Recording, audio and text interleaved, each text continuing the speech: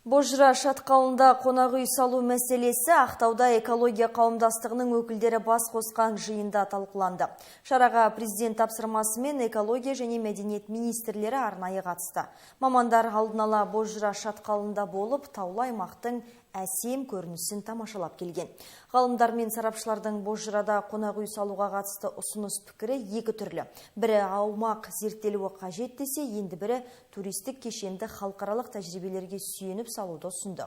Басым көпшілігі Божырадағы қазіргі бей-берекет туризмді тоқтатуды талап етті. Әзірге қонақ үйдің қай жерде орналасатыны белгісіз, бірақ шатқалдың маңына бірде-бір көлік бармайтын болып шешілді. Бұл ұсыныстар инвесторлар тарапынан ескерілуі қажет.